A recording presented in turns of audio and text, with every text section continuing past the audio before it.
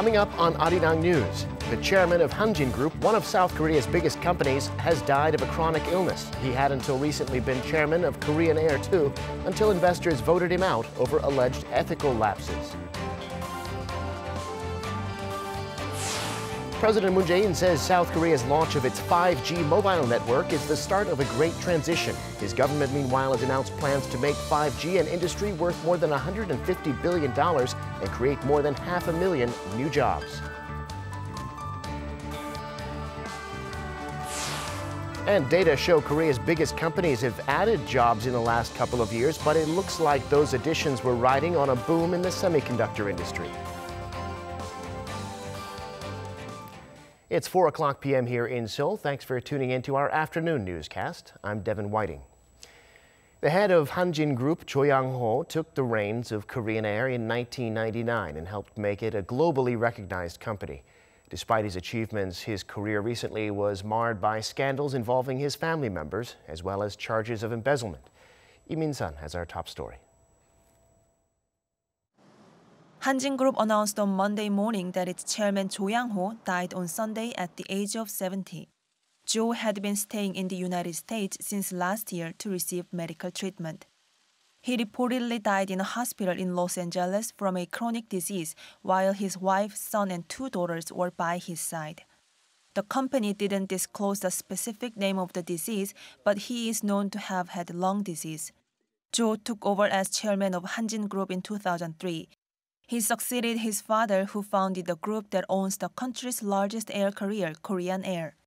Cho is considered an expert in the aviation and transportation field, as he spent over 45 years in the sector after joining Korean Air in 1974. He also was deeply involved with the hosting of the 2018 Pyeongchang Winter Olympics. However, Cho and his family have been facing a series of troubles. Cho recently lost his board seat at Korean Air in a shareholders meeting last month. It was the first time that a founding family member of one of Korea's chaebol or conglomerates has been removed from a key position by shareholders.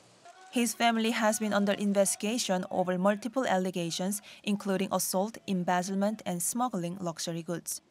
Meanwhile, after the news spread, shares of Hanjin Car, the holding company of Hanjin Group, soared up by 22% as of 11:30 a.m. Monday.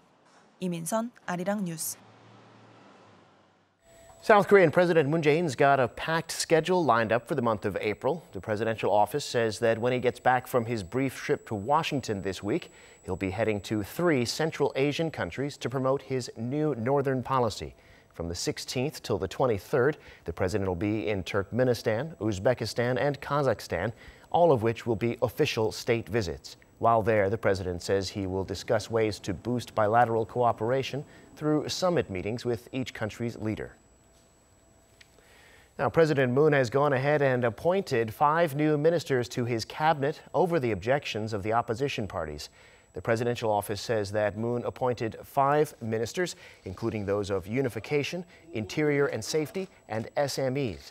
Those appointees are Kim Yeon-chul for Unification, ruling party lawmaker Park Young-sun for SMEs and Startups, another lawmaker, Jin Young, for the Interior Ministry, Park Yang-woo for Culture, and Moon Sung-hyuk for the Oceans Ministry. There had been 2 other nominees, but their nominations were scuttled because of ethics questions.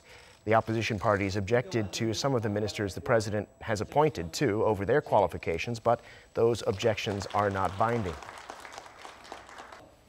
And those cabinet appointments cast a shadow over the first day of Parliament's April session. The rival parties met on Monday to set an agenda for the next 30 days, but were unable to agree. The main opposition Liberty Korea Party had said it would not cooperate on legislative affairs if the president went ahead with 2 of those appointments, those for ministers of Unification and SMEs. They had criticized the Unification minister for his past remarks and views on North Korea, while the SME minister was criticized for refusing to submit documents concerning ethical lapses. However, the ruling Democratic Party has said Parliament needs to work together to revitalize the economy. The parties did agree, though, to work on dealing with the aftermath of last week's wildfire in Gangwon-do. And that wildfire that burned for 3 days last week on South Korea's eastern coast was brought under control over the weekend. It's becoming clear, though, that the scale of the damage it caused is much bigger than had been thought. Won Jung-hwan reports. The damage from the last week's wildfire in Gangwon-do province is slowly coming to light. The fire, which started Thursday night in Kaesong County, spread quickly to neighboring cities and counties, burning an area about 742 times the size of a soccer field to ashes. While no more human casualties have been discovered, more property damage has been identified. According to the Ministry of Interior and Safety on Monday morning, more than 450 homes were confirmed to have been burned in the fire. The damaged houses include 335 from Kaesong, 71 from Gangneung, and 60 from Sokcho, resulting more than 800 people having to stay away in one of the 19 provisional shelters prepared for them. But the victims who have lost their houses amid the wildfire are struggling to recover. While the government has ordered authorities to pay special attention to those who lost their homes by providing living space in empty apartments, some victims have asked for a place near their farmlands as they need to begin their work for this year's harvest. Meanwhile, cash donations made to public organizations to help the victims of the disaster totaled more than $6.2 million as of Sunday, with many companies such as Samsung Electronics joining the efforts. Famous celebrities are also chipping in to donate to those affected.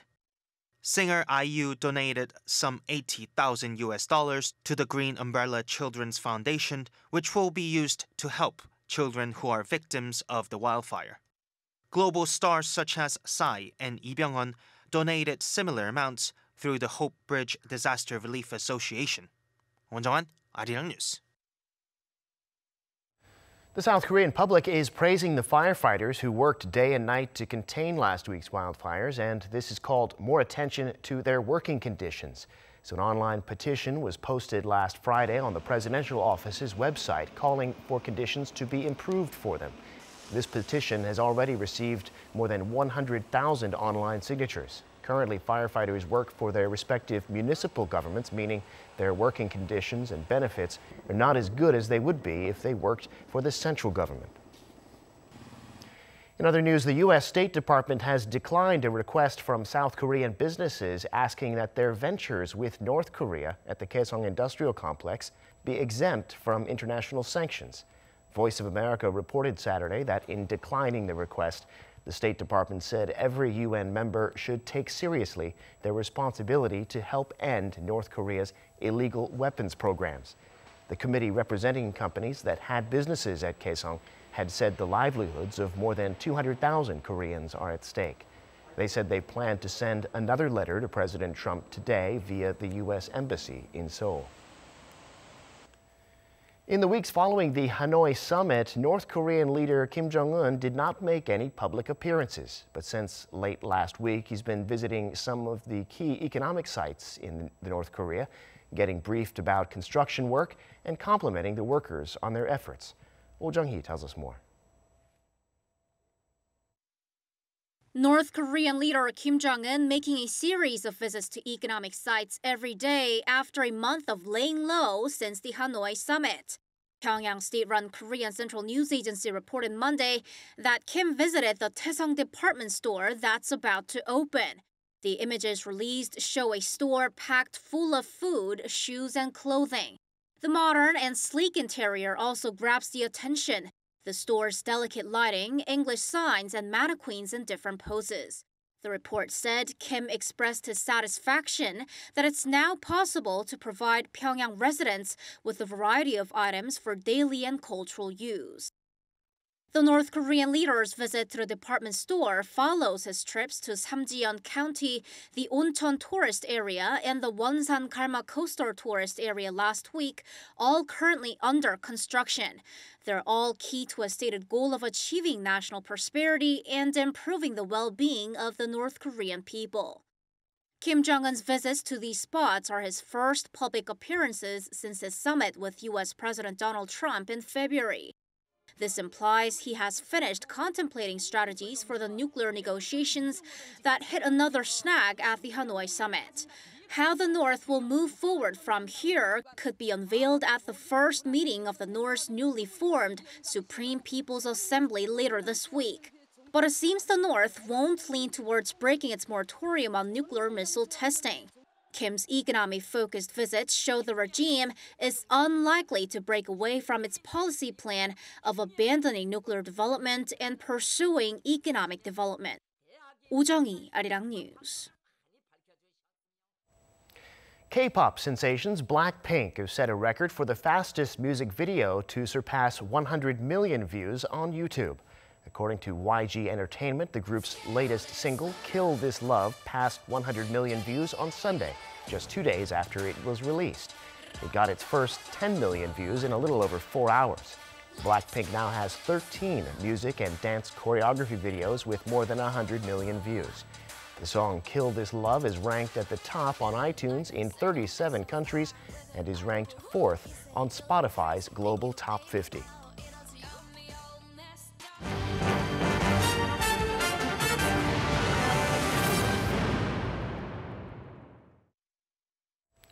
Last week, South Korea became the first country to launch a 5G mobile network for consumers. According to President Moon Jae-in, this marks the start of a great technological transition. He says it's going to mean more opportunities for businesses and more jobs. Shin Se-min reports. A new beginning, says the president, on the launch of the newly introduced 5G technology. President Moon Jae-in, referring to Korea becoming the first country to roll out a super-fast 5G mobile network, said that being first in the world means that Korea's standards can become the global standards. 대한민국의 대전환이 이제 막 시작되었습니다. 세계 누구도 가보지 못한 길을 향한 우리의 한 걸음 한 걸음에 세계의 많은 국가와 기업들이 주목하고 있습니다. With it, the president unveiled the ambitious goal of earning 15% of the global market share by 2026, hitting $73 billion in 5G-related exports and creating 600,000 new jobs in the sector. He also said that through national strategies, his government will help create the best ecosystem for 5G technology. 정부와 공공 분야에서 먼저 5G를 도입, 활용하고 과감하게 실증 사업과 시범 사업을 실시하여 시장이 빠르게 활성화될 수 있도록 돕겠습니다. Stressing that being first doesn't necessarily mean being the best, President Moon said South Korea's next challenge is to become the world's leading player in the sector.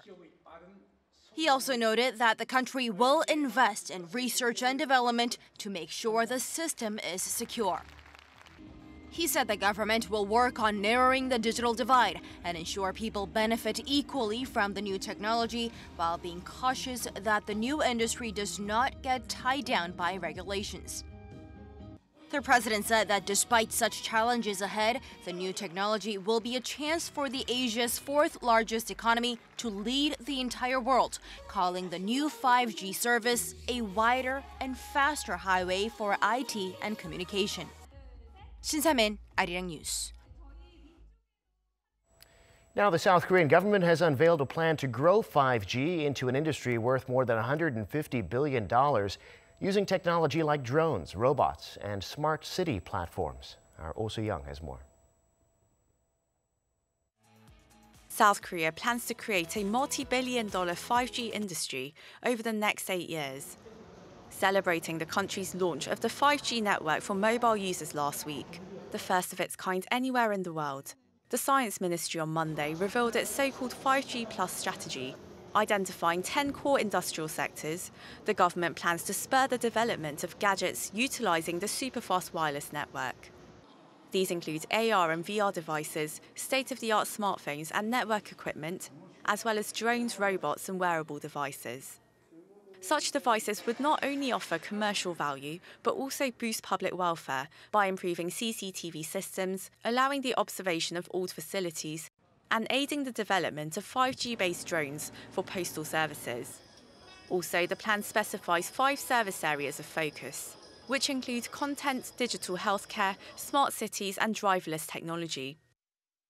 It aims to install 5G-based smart city centres to control and monitor transport and public facilities, as well as incorporate 5G technology in at least half of the country's general hospitals by 2023. In order to achieve its goals, Seoul plans to expand public investment for 5G projects, as well as cooperation with the private sector, by offering tax incentives and subsidies for related ventures. The government expects its 5G initiatives to create $158 billion worth of new production value, of it $73 billion in exports, as well as 600,000 new jobs in the sector by 2026. 오수영, Arirang News. Now, the total number of workers at South Korea's top 10 companies rose last year overall, but among those companies, it was a different story depending on how well their businesses were doing. Some were down sharply. Kim Da-mi has the details. The respective performance of each of South Korea's top 10 corporations in 2018 was reflected in the size of their various workforces. The total number of workers edged up 0.6% on-year in 2018. Last year, Samsung Electronics had over 100,000 people on the payroll for the first time in 7 years. The Financial Supervisory Service credited the semiconductor boom for the expansion. The tech giant topped the chart for the most workers for the 17th year in a row. In fact, around 3,000 more employees joined Samsung's semiconductor and device solution teams last year. After Samsung Electronics, Hyundai Motor and LG Electronics had the largest workforces in 2018. The number of workers decreased at 5 other big firms, mainly due to the poor performances of their affiliated companies, especially in the retail sector. For instance, the number of people employed at GS Group's GS Retail slumped by almost 15% on-year in 2018. Big losses were also seen at LG Group and Shinsegae Group. Kim Da-mi, Arirang News. Now it's time on this Monday to look at how markets started the week and what might be in store in the days to come. For that, we're joined on the line by Dr. Hwang Se-un, Research Fellow at the Korea Capital Market Institute. Dr. Hwang, thanks for making time today. Good afternoon. Well, today we learned that Hanjin Group Chairman Cho Yang-ho has died. It was just a couple of weeks ago that he was removed from the board of Hanjin subsidiary Korean Air. Walk us through the action today on the Korean stock market and the Hanjin chairman's death. Okay, South Korean shares closed just a little higher Monday on optimism for trade talks between the United States and China. The benchmark Kospi gained 0.04%, while Kosdaq gained 0.03%. The index started on a strong note as both foreigners and institutions bought local shares amid growing hope for trade talks between Washington and Beijing. One of the most important stories in the Korean stock market today was the Korean Airlines chief's death. The company said Monday that Korean Airlines chairman Cho Yang-ho died of a chronic illness less than 2 weeks after he was removed from the national flag carrier's boardroom. Shares of Korean Airlines and its sister companies on Monday spiked on hopes that Chairman Cho Yang-ho's death would help improve the company's governance structure and force the company to unveil shareholder-friendly measures down the road. As of close, Korean Airlines rose 1.9% and Hanjin Car, the holding firm of Korean Air, shot up 20.6%. Well, meanwhile, we see global stocks, including Korean stocks, getting a boost from reports, as you mentioned, that the U.S. and China are within reach of a deal on trade. What do you see happening there? The U.S. and China have both claimed progress in talks to end their trade war, with President Xi Jinping pushing for a rapid conclusion and President Donald Trump talking up prospects for a monumental agreement that may still be some weeks away. The trade deal being crafted would give Beijing until 2025 to meet commitments on commodity purchases and allow U.S. companies to wholly own enterprises in China. Stocks were higher in the past week on the prospect that the trade talks would ultimately lead to a deal that could end punitive tariffs and boost earnings growth. In the United States stock markets, the S&P 500 rose 0.46% as of market close on Friday. The Dow Jones rose 0.15%, while the Nasdaq rose 0.59% on the same date. Today, Japanese shares dropped 0.21%, while equities in Hong Kong, Sydney, and Seoul moved in the opposite direction. Okay, and it's not just those trade talks. Many world leaders are busy with summit diplomacy. You got summits between China and Europe, South Korea, and the United States coming up later this week. Can investors hope that this or something else will relieve some uncertainty? Right. Top EU leaders meet Chinese Premier Li Keqiang this week at a summit in Brussels.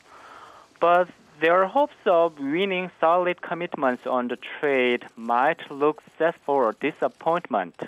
Brussels is trying to beef up its approach to China as it shows little willingness to listen to long-standing complaints about the industrial subsidies and access to its markets.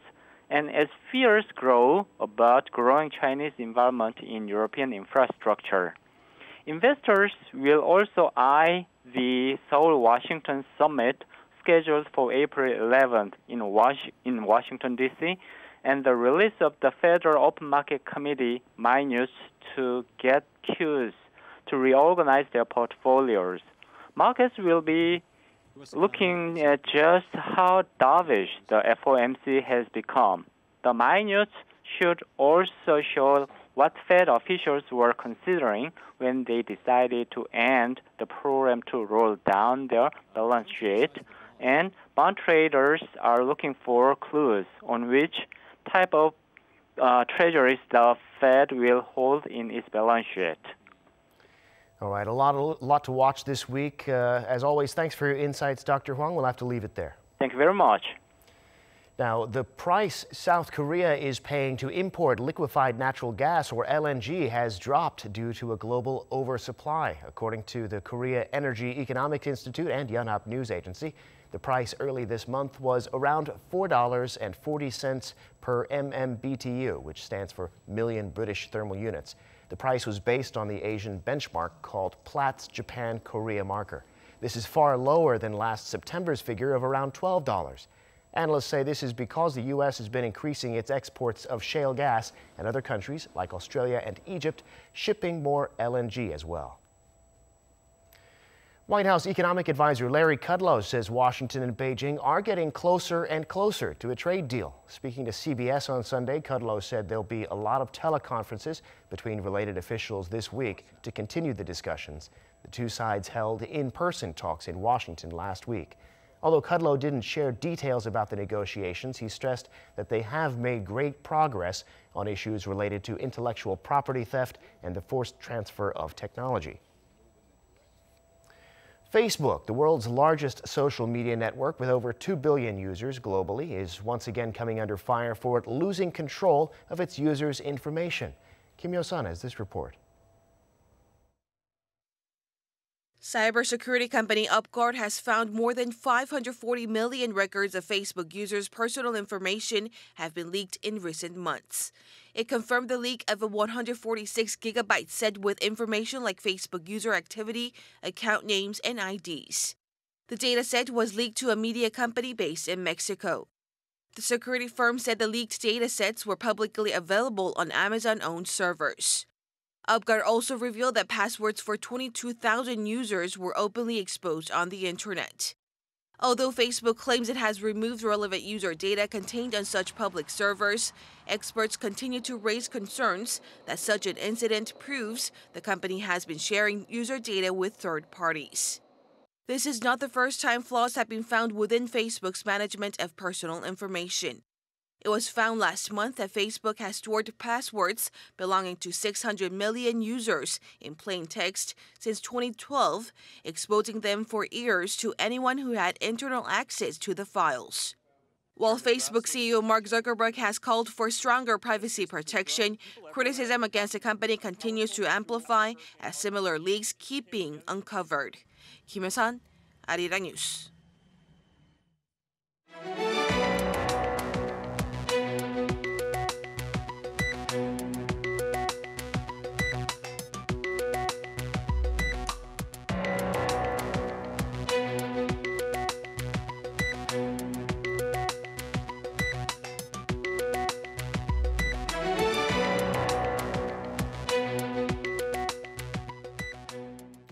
And that does it for Arirang News for now. More updates and analysis coming your way at 7 p.m. Korea time. Bye for now.